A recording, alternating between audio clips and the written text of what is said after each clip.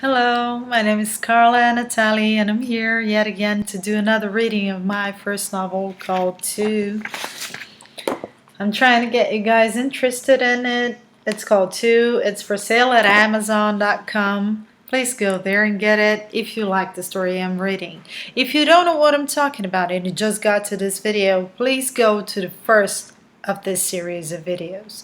There I'll explain who I am, what am I doing here, and I'm just reading to you guys. It's really back to kindergarten. So we have a half an hour reading. Starts now. Let's go. She turned the shower on, and as she waited for the water to heat up, she saw her image reflected in a mirror. Ran her fingers through her skin, passing over several scars and marks. She couldn't help it but think about her bitter childhood, of her abusive mother, who was responsible for most of those scars. She remembered how hard life had become once her father was gone. She had learned to lock up those memories deep inside her, so they wouldn't hurt her anymore.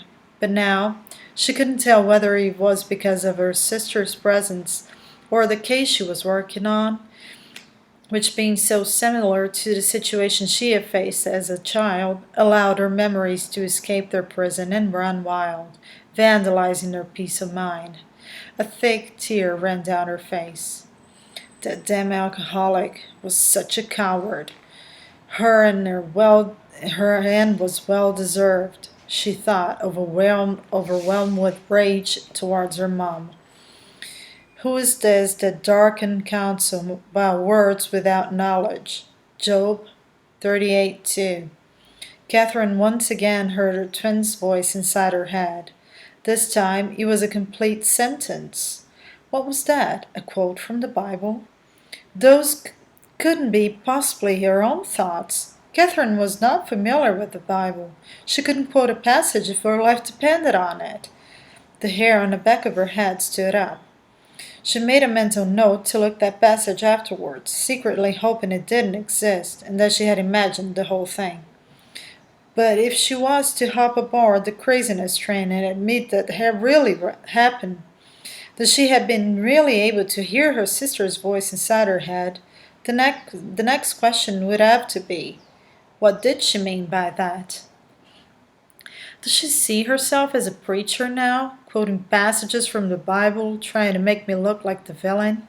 Doesn't she remember I saved her? I saved her too, when I did what I did. She forgets that if I hadn't been for me and my not so righteous deeds, she might as well not be here today. She got into the shower, sticking her head under the water, and as it ran down her head and neck, she started calming down and letting it slowly wash all her thoughts and questions down the drain. Eventually, the heat started dissolving the tension in her muscles, and she relaxed at last, allowing her exhaustion to feed on all her fears and confusion. She slipped into an old t-shirt and underwear and went straight to bed, deliberately, pushing all those thoughts she didn't want to deal with to the back of her mind, and falling asleep almost instantly. After so many years of practice, she had mastered that technique. Catherine woke up the next morning feeling refreshed. She had a great night of sleep. She had slept so profoundly that it felt like she hadn't even dreamed.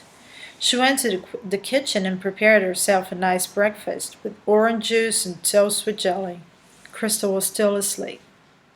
She got herself dressed and left to work.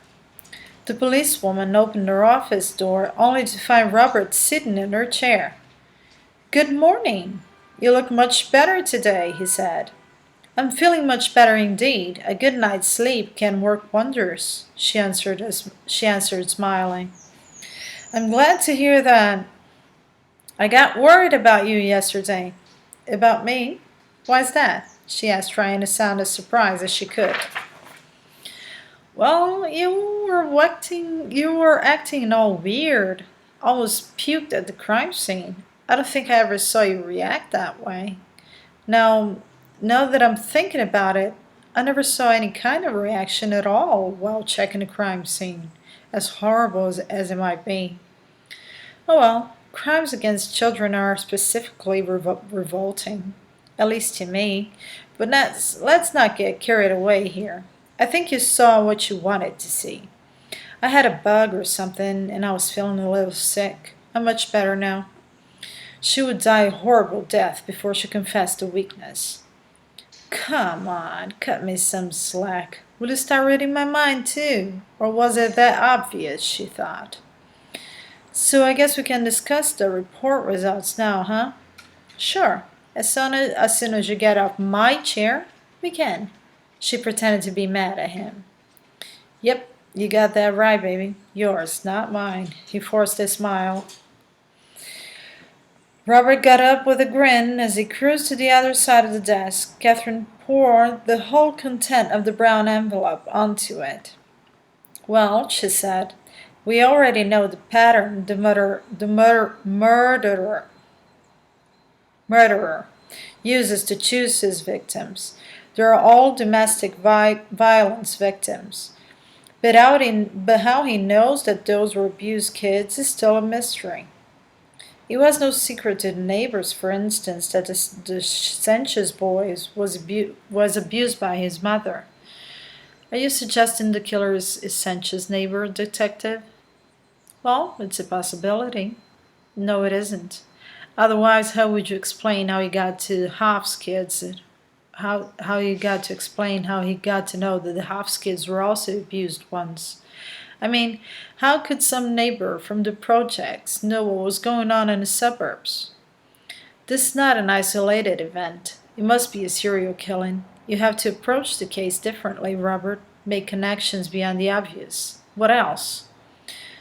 The door was left unlocked despite the rough neighborhood. How did you learn that? Well, I thought that you had already explored the crime scene without me. I should catch up. And that's what I did last night and early again this morning. I interviewed a few neighbors and sniffed around a bit. You don't mind, do you? He said with a sarcastic smile on his face. Actually, to be perfectly honest, that guy from the New York Times beat me at it. Hawk? She asked, frowning. Yes. I have a feeling he'll print something real soon, so we should warn Tobias and prepare an official statement soon enough. That son of a bitch. I specifically told him not to sniff around. That idiot will get in the way of our investigation once again. So, what did you find out? She changed the subject, abruptly, annoyed by her impotence. She had nurtured this love and hate relationship with the press for a while now, especially with Hawk. She knew he was mad about her, blowing him off, and couldn't help but wonder if he would be professional enough not to do the same to her reputation as a detective. He had definitely helped building her up, and now she hoped he didn't feel like bringing her down for some personal revenge.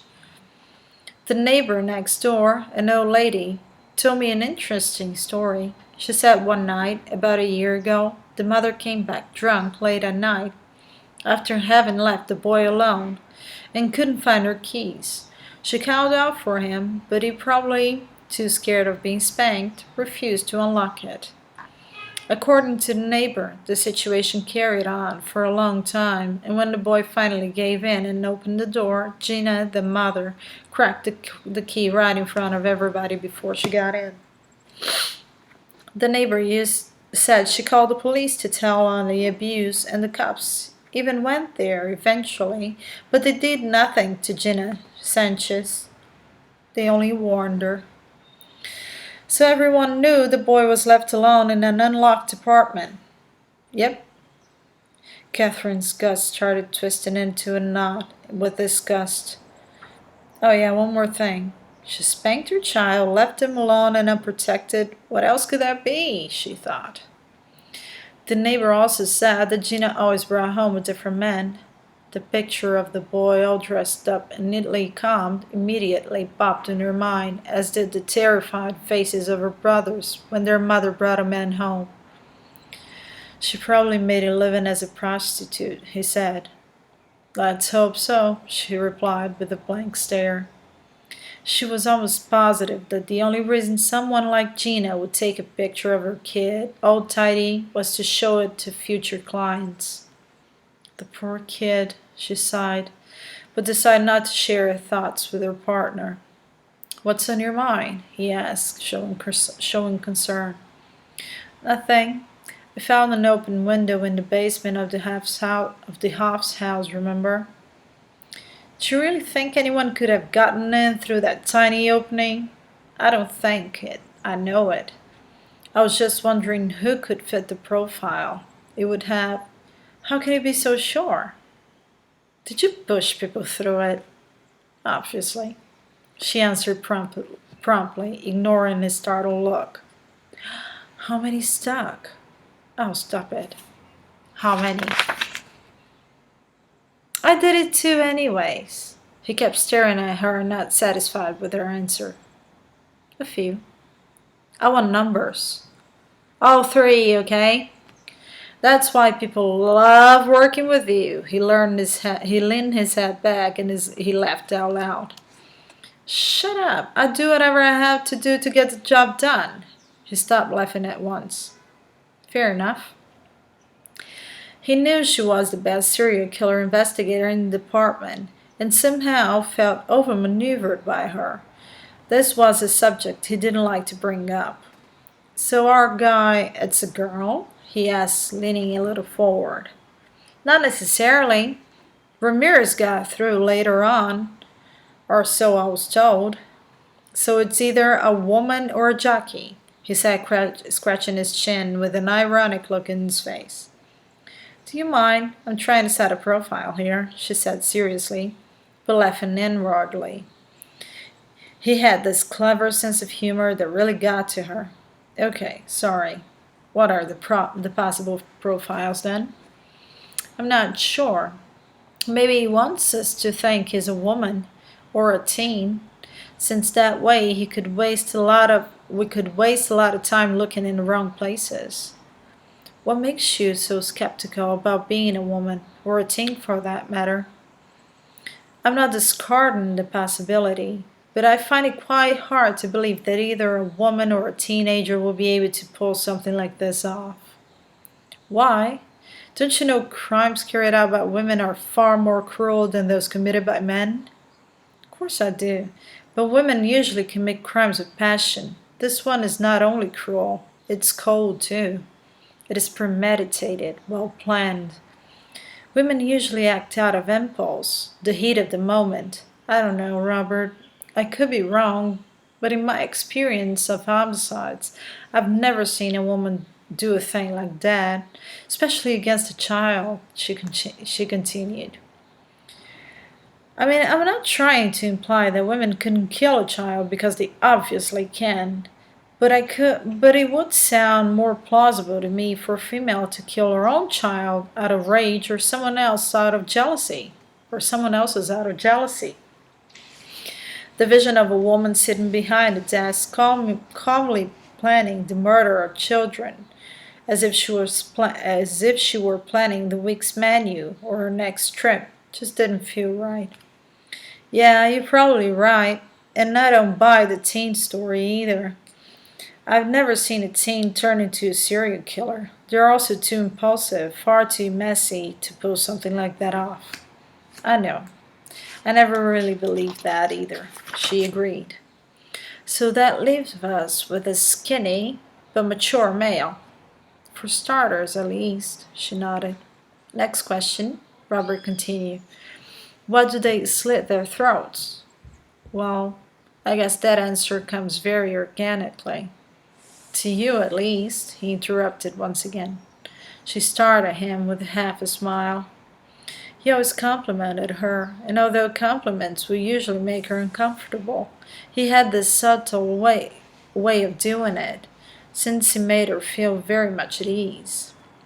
Robert, walk with me. She used that expression whenever she wanted him to follow her thoughts. In the middle of the night, you're entering in a child's room. If that child wakes up, all of a sudden and sees you, a stranger, probably in black clothes, standing right beside him or her, what do you suppose he or she would do? She looked at him as he nodded back to her. Scream, of course. They wouldn't be able to do it if their windpipes were cut in half. Exactly. As he slits the throat, he also cuts the pipes. Problem solved. Hush, little baby, she said with disgust. What about the cross sign on their foreheads? Yeah, that one still puzzles me. It could be just his trademark. Most serial killers autograph their work. I honestly don't know, she said, unable to convince herself that that was a good answer. I'll have to give it a little bit more thought, she admitted with no embarrassment. She knew, and he knew, that that was the way she worked. She left the question hanging in her brain, and all of a sudden, the right answer would come down off the blue. The report study took them a whole morning to go over. Robert looked at the clock, compelled by his stomach. Wow, it's on 1 o'clock already? Want to grab some lunch? Sure. I'm sorry, I get so caught up. I even forget about eating sometimes. Yeah, you're always testing my limits, aren't you, investigator? Testing your limits? Yes, like how far I can go before passing out? Right. Robert was driving to a diner nearby, where they used to eat. He glanced at Catherine every now and then with a pleased look on his face. She seemed to be back to normal again. Her face was relaxed, although they had spent all morning discussing that complicated and horrifying new case. It didn't seem to have gotten to her as past cases had. Her ways were not exactly normal. The way she was able to forget everything as soon as she stepped out of the station seemed as though she had a drawer at work where she could leave all the bad stuff behind. The fact That fact had always been a little disturbing to him and to all others, to the point they're calling her the Ice Queen.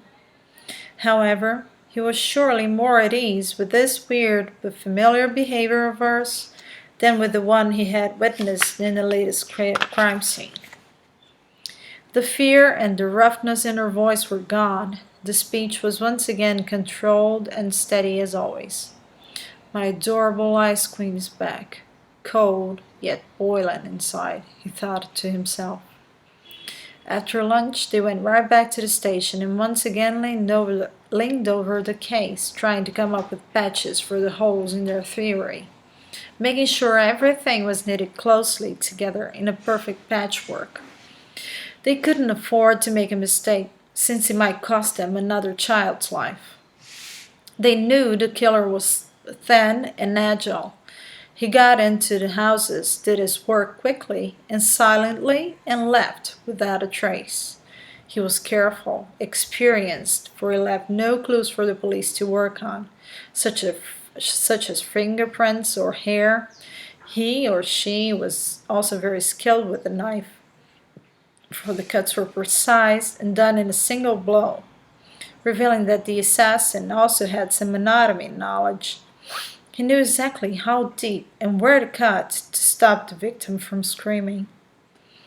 The fact that that person was intelligent, balanced, cool, and meticulous made the hypothesis of her being a teenager almost like a joke.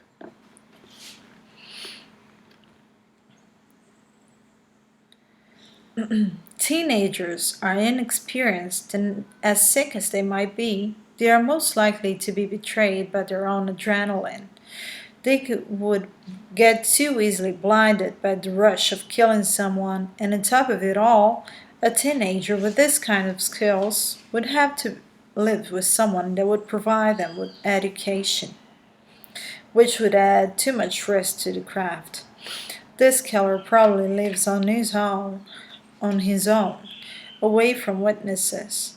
No, sir, this is no kid's deed, she thought to herself.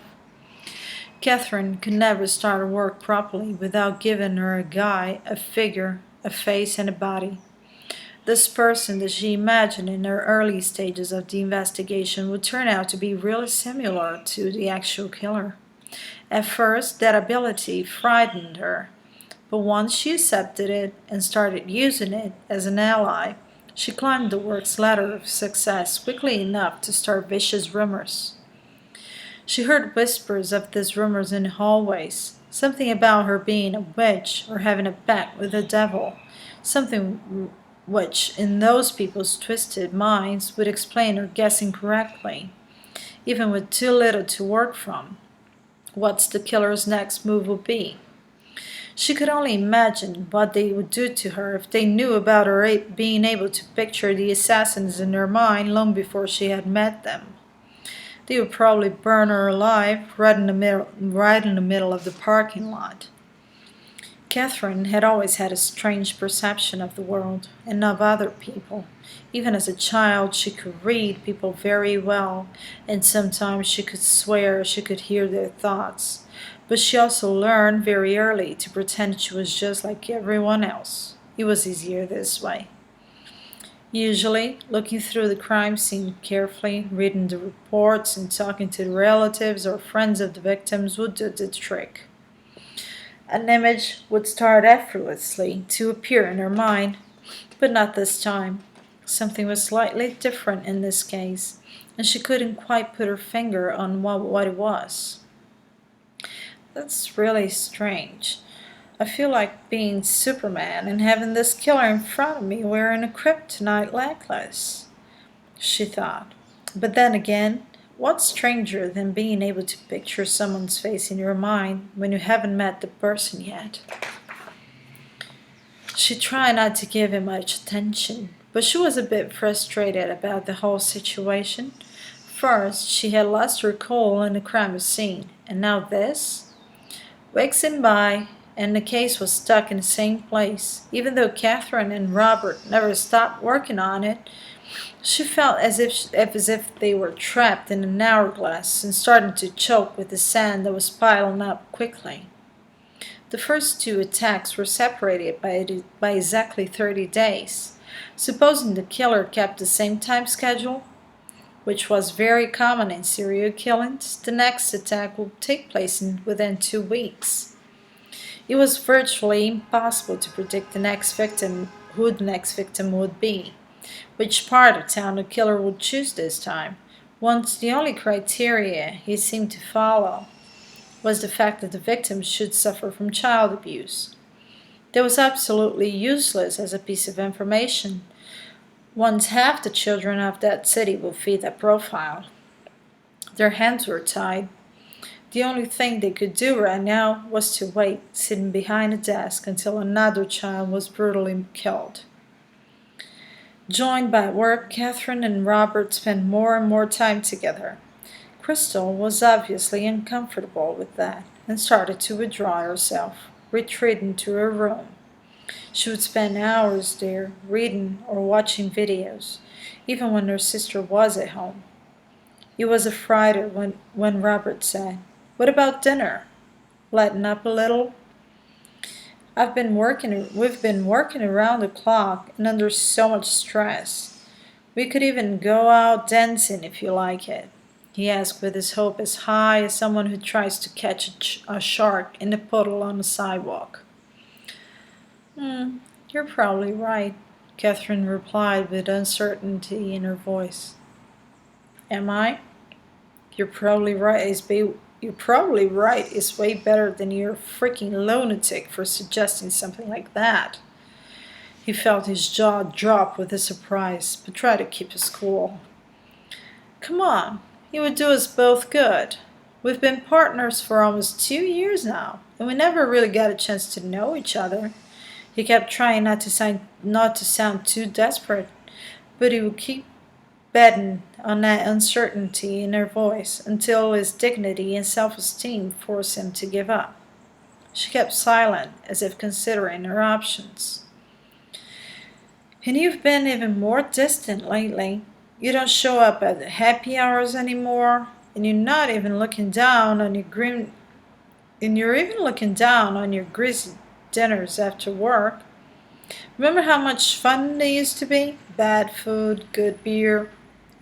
He decided that this was going to be his last try.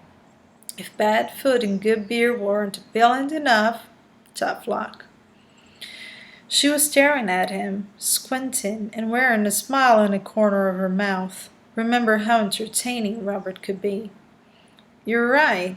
I guess I've been a little distant lately, and definitely under a lot of stress. So just for tonight, I'll forget it all and have some fun for a change. He gazed at her with a mix of excitement and perplexity.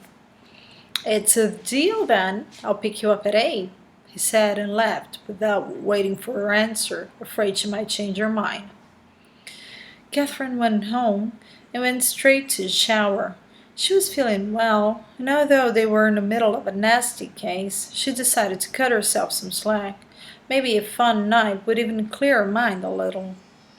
They had done all they could to try to catch the killer before he or she struck again, but there was too little information, and unfortunately, there was nothing to do but sit and wait. She hadn't been out on a date for ages. Hey, just wait. Was this really a date? She shook her head and decided not to label her night out with Robert, not to overanalyze her every move or emotion, to the point where they're no longer fun or spontaneous anymore. Not this time, anyway. This evening she was going to have a good time, and that was all there was to it. She decided to wear an elegant black halter dress with just the right amount of cleavage, and a bright yellow scarpon for pumps for breaking the seriousness of the black. She locked her head up in an undisciplined French twist. She looked into the mirror, feeling a little uncomfortable at first, dressed like that, like a woman. After having joined the force, she had abandoned all her feminine clothes. At work, she dressed as androgynously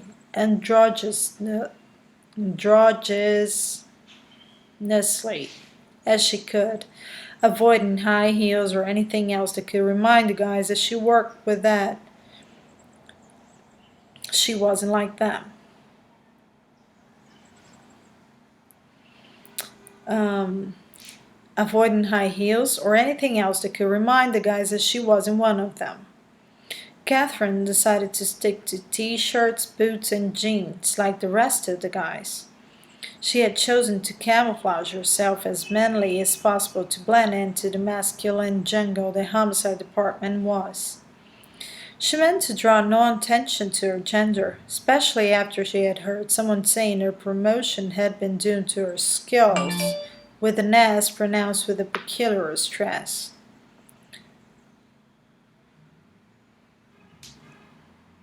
Sorry. Okay, just a sec. Okay. Tonight, though, she felt nothing like Catherine Thornton, the police investigator. Instead, she felt like a woman who wanted the opposite sex to notice her. She started feeling comfortable in her sexy skin for the first time.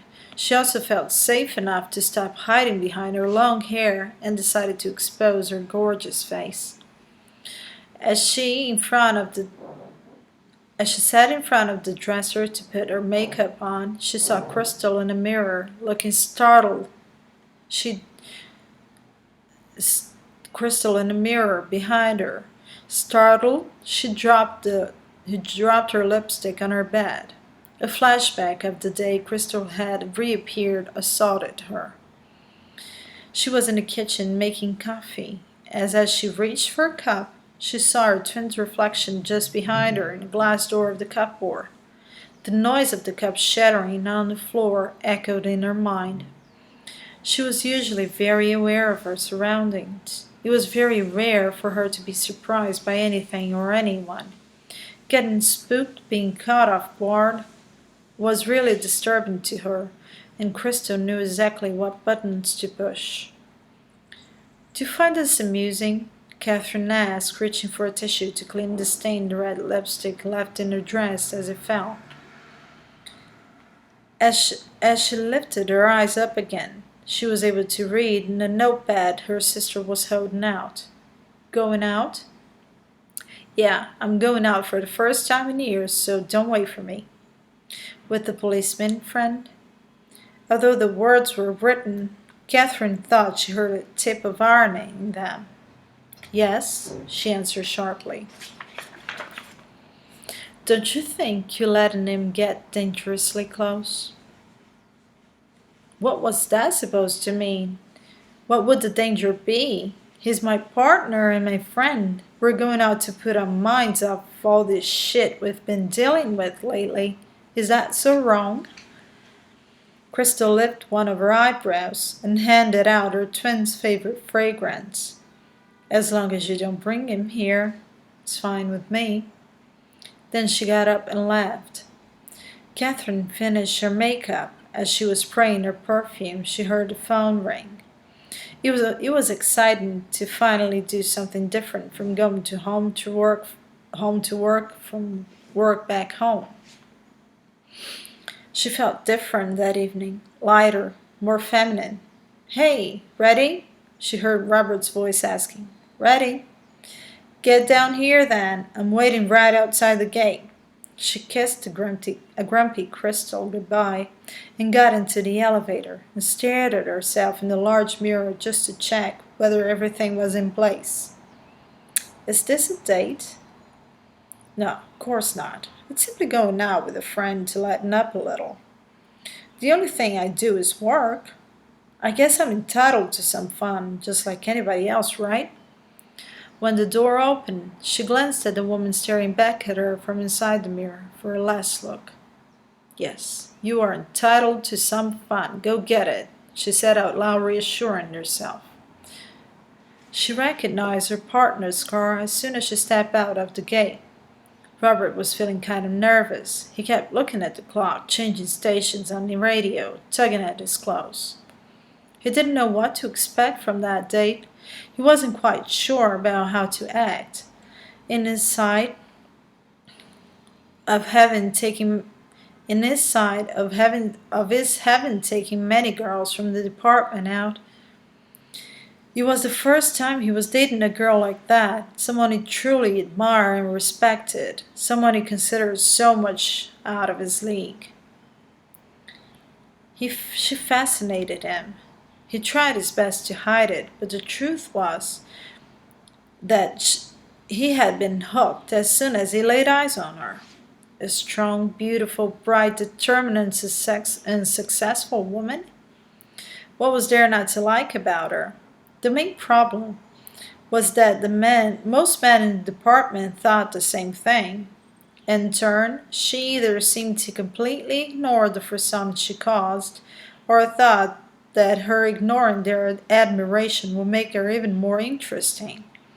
Her humility made her really appealing to him. He was very much aware of Catherine's reputation. She was harsh on men, and wasn't interested in small talk or empty compliments. He knew she had gone out with some guys from work, but her relationships with the opposite sex seemed to have the expiring date of one night, a fact which angered him, and started rumors. She eventually grew tired of hearing she was probably a lesbian or a cold-hearted bitch. He, anyway, had not seen her go out on a date for quite a while, and that was why he was even more surprised that he had finally caught her off guard. He wanted this to be a perfect night, and it turned out to be the only one. At least it was going. And if it turned out to be the only one, at least it was going to be memorable.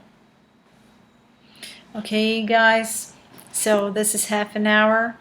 I hope you keep coming back. Please come back. Come back to listen to my book a little bit more. Go to Amazon and get it. Please just search for my name and you'll find it. Okay, thank you. Bye. See you tomorrow. Bye.